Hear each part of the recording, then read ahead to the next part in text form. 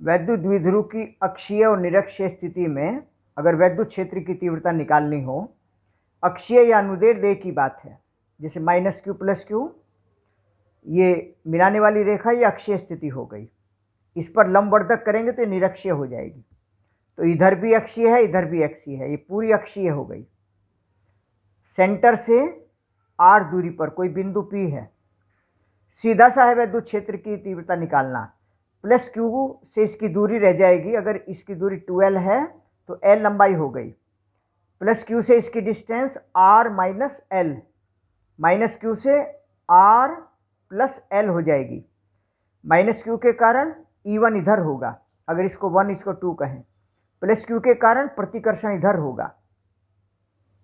और यहाँ से हम देख रहे हैं कि ये आवेश ज़्यादा है, ये दूरी कम है, ये ज़्यादा होगा वैद्युत क्षेत्र, बल की तीव्रता भी ज़्यादा होगी। तो E2 greater than E1, E1 E2 के मान निकालें। E2 will be greater than E1, क्योंकि ये नज़दीक है, इसके नज़दीक है तो ज़्यादा होगी ही तीव्रता। तो इसमें से ये घटा देंगे, माइनस कर देंगे, और माइनस किया, सोल्व किया, ये आ गया। तो वैद्युत द्विध्रुव की अक्षीय स्थिति में वैद्युत क्षेत्र की तीव्रता ये अधिक दूरियों के लिए होती है, जब L is very very small then R होता है। तो E का मान 1/4πε0 के 2p/r³। वैद्युत द्विध्रुव है, ये निरक्षीय स्थिति है, बहुत आसान है निरक्षीय स्थिति में भी निकालना। यहाँ अगर ये लंबवर्धक है, ये बराबर हैं ही, ये भी बराबर होंगे। सेंटर से r दूरी मानी, ये l है, इसका कर्ण जो हो जाएगा √r² + l², ये भी √r² + l²। वैद्युत क्षेत्र निकालना है इसके कारण इस बिंदु पर, निरक्षीय स्थिति वाले पर, -q के कारण आकर्षण होगा, क्योंकि यहाँ धनावेश की कल्पना करके चलेंगे। अगर यहाँ धनावेश रखा है तो ये माइनस आवेश इसको अपनी ओर आकर्षित करेगा, तो माइनस के कारण E1 इधर, प्लस प्रतिकर्षित करेगा E2 इधर। ये कोण थीटा है, इसके समांतर यहाँ से एक रेखा खींच ली है, ये कोण थीटा, ये भी थीटा होगा, ये थीटा, ये थीटा होगा। E1 का थीटा वाली दिशा में E1 cos थीटा, इधर E1 sin थीटा। E2 का थीटा वाली दिशा में E2 cos थीटा, इधर E2 sin थीटा।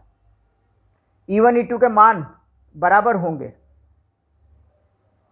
क्योंकि आवेश बराबर हैं और दूरी भी बराबर है, मान इनके संख्यात्मक मान बराबर होंगे, दिशाएं अलग अलग हैं। तो E2 sin theta, E1 sin theta बराबर और विपरीत कैंसिल हो जाएंगे, तो टोटल बचेगा E1 cos theta + E2 cos theta. बहुत सिंपल है यह तरीका। E1 और E2 के मान लिख दिए हैं, बराबर हैं, तो 2E1 cos थीटा, जैसा अभी बताया, 2 गुना E और cos थीटा आधार बटे कर्ण होता है, तो फिगर से निकाल लेंगे और निरक्षीय स्थिति में आ जाएगी 1/4πε0 p/r³, ये इसका वैल्यू हो जाएगी। जैसे ये यहाँ से धनावेश है तो इधर प्रतिकर्षण होगा, प्रतिकर्षण होगा मतलब बल रेखाएं ऐसे आ जाएंगी, आकर्षण होगा, इधर आएंगी, तो ये इधर हो गई। जैसे एक समान वैद्युत क्षेत्र में रखे वैद्युत द्विध्रुव पर बलाघूर्ण, ये एक समान वैद्युत क्षेत्र E है, समांतर बल रेखाएं समांतर और समदूरस्थ होती हैं। वैद्युत द्विध्रुव रखा हुआ है, -q + q, 2l लंबाई है, क्षेत्र की दिशा के साथ थीटा कोण बना रहा है। P वैद्युत द्विध्रुव वैद्युतागुण माइनस से प्लस की ओर होता है, ये दिशा हो गई P की। तो देखिए +q आवेश पर वैद्युत क्षेत्र के कारण, चूंकि वैद्युत क्षेत्र इधर है, प्लस आवेश के कारण बल इधर लगेगा Q × E, माइनस आवेश पर बल Q × E इधर लगेगा। तो जैसे ये एक रोड हो और उस पर इस यहाँ बल ऐसे लग रहा हो, यहाँ ऐसे लग रहा हो, तो इस अक्ष के परितः ये घूमना शुरू कर देगी, ये भी घुमाएगा, तो एक तरह से बलाघूर्ण बना रहा है। और बलाघूर्ण का मतलब होता है, जैसे बल युग्म है, तो बल युग्म अगर आघूर्ण बनाता है तो बलों में से एक बल और दोनों बलों की क्रिया रेखाओं के बीच की लांबिक दूरी, ये फिगर से 12 साइन थीटा, अगर ये थीटा एंगल है तो क्यू इंटू 12 साइन थीटा, और क्यू इंटू 12 पी होता है, तो पी साइन थीटा। टॉय बलाघूर्ण सदिश राशि है, पी क्रॉस ई, ये क्रॉस गुना है, सदिश गुना है, पी क्रॉस ई मतलब पी ई साइन थीटा। और इसकी डायरेक्शन ए क्रॉस बी की डायरेक्शन जैसे निकालते थे वेक्टर में, उसी तरीके से आएगी। परिभाषा भी इसकी आ जाती है, पी वैद्युत द्विध्रुव आघूर्ण की अधिकतम बलाघूर्ण के बराबर होगा जबकि वैद्युत क्षेत्र एकांक हो।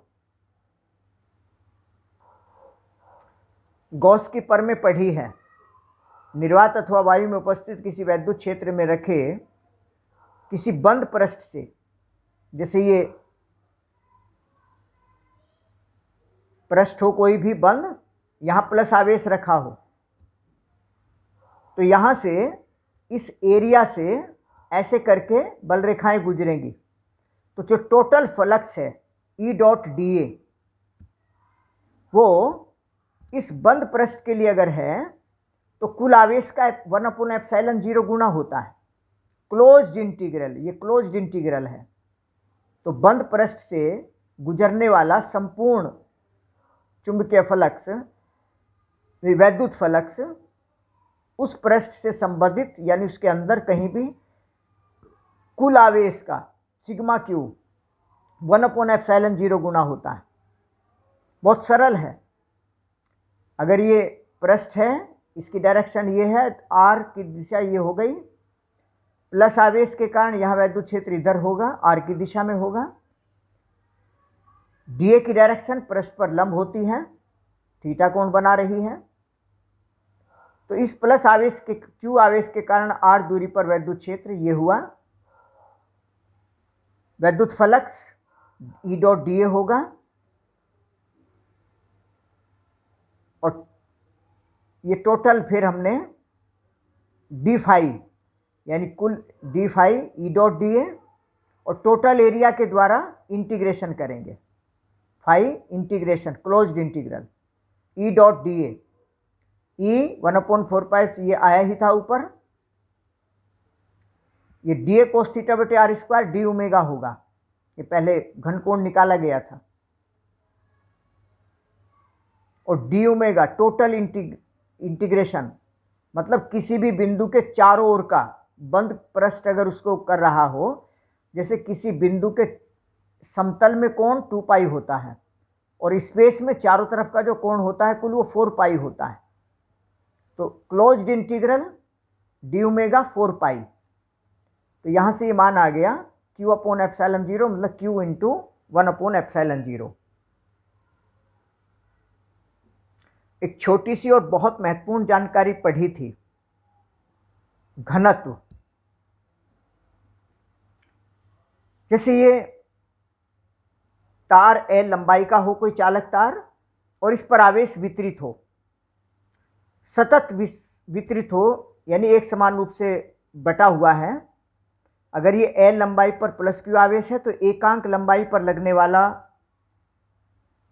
आवेश, एक लंबाई का आवेश Q/L, L लंबाई पर Q आवेश हो तो एकांक लंबाई पर Q/L, इसे हम रेखीय आवेश घनत्व कहते हैं, यानी इकाई से संबंधित को घनत्व कहा जाता है। इकाई लंबाई का आवेश रेखीय घनत्व, इकाई पृष्ठ क्षेत्रफल का आवेश पृष्ठ घनत्व, इकाई आयतन का आयतन आवेश घनत्व। ये बिल्कुल सिंपल चीजें हैं। अनंत लंबाई के एक समान आवेशित तार के समीप वैद्युत क्षेत्र ज्ञात करना हो, आवेशित चालक तार है, इसकी कोई भी एक लेन लंबाई हमने ले ली, आवेशित तार है, इसका रेखीय आवेश घनत्व लैम्डा। यहां से जैसे यहां r दूरी पर वैद्युत क्षेत्र निकालना हो, तो यहां छोटा सा स्मॉल एरिया डी ए, यहां हमने क्या किया, r लंबाई का एक तरह से बेलनाकार आकृति बना ली बंद पृष्ठ बनाने के लिए, और इस बंद बेलनाकार आकृति में ये तार L लंबाई का अंदर आ जाएगा। तो यहाँ से जो वक्र पृष्ठ है, वक्र पृष्ठ पर एरिया की दिशा ये हो गई, वैद्युत क्षेत्र इधर होगा ही, और लंबी इधर होगा, आर की दिशा भी यही हो गई। तो पूरे वक्र पृष्ठ पर एक तरह से वैद्युत क्षेत्र इधर, पृष्ठ की दिशा ये, तो एक तरह से थीटा का मान 0 हो गया।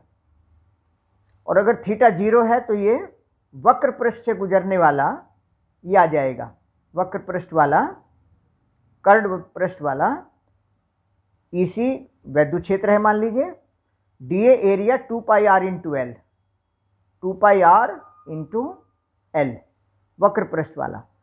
और जो समतल पृष्ठ है ऊपर और नीचे के, यहाँ पृष्ठ का एरिया ऐसे होगा, पृष्ठ पर ऊपर से डायरेक्शन ये होगी, वैद्युत क्षेत्र धनावेश से इधर होगा 90 डिग्री, यहाँ वैद्युत फ्लक्स 0 हो जाएगा। तो इधर का 0 इधर का 0 केवल वक्र पृष्ठ का रह जाएगा, तो ये टोटल हुआ। और वैद्युत फ्लक्स होता है Q अपॉन एप्सिलॉन 0। तो यहाँ से सीधे इसी का मान आ जाएगा लैम्डा अपॉन 2 पाई r 0 एप्सिलॉन 0 इंटू r। अच्छा क्वेश्चन है, बहुत इंपॉर्टेंट है। ऐसे ही अनंत विस्तार की जो समतल चादर होती है, उस पर पृष्ठ घनत्व प्लस है सिग्मा मान लीजिए। यहाँ छोटा सा एरिया dA लेते हैं, आर पार इसके सिलिंड्रिकल आकृति बनाते हैं। यहाँ से किसी डिस्टेंस पर, उतनी डिस्टेंस पर यहाँ भी है dA एरिया। तो यहाँ ये बस बेलनाकार आकृति बनाने की बात है महत्वपूर्ण। इसमें जो वक्र पृष्ठ होगा, एरिया की डायरेक्शन ये, वैद्युत क्षेत्र धनावेश इधर होने से ऐसे, तो ये 90 डिग्री हो गया। इसका मतलब यहाँ वक्र पृष्ठ से फ्लक्स 0 होगा, केवल समतल इस पृष्ठ से इस पृष्ठ से होगा, और दोनों एरिया समान है, यहाँ से भी बाहर यहाँ से भी बाहर निकलेगा। तो इस तरीके से डबल हो जाएगा, 2 इंटू सरफेस एरिया पृष्ठ एरिया EDA। और DA का मान ये E, अगर एरिया A मान ले हम, टोटल एरिया इसका A हो तो ये A हो जाएगा। यानी एक तरह से पृष्ठ वैद्युत फ्लक्स 2EA ये आ जाएगा, बराबर सिग्मा A अपॉन एप्सिलॉन 0। चूंकि ये सिग्मा बराबर Q बाई A होता है, तो Q बराबर सिग्मा इंटू A गॉस की प्रमेय से होता है। तो E का मान सिग्मा अपॉन 2 एप्सिलॉन 0 आ गया है। अच्छी तरीके से तैयार करें।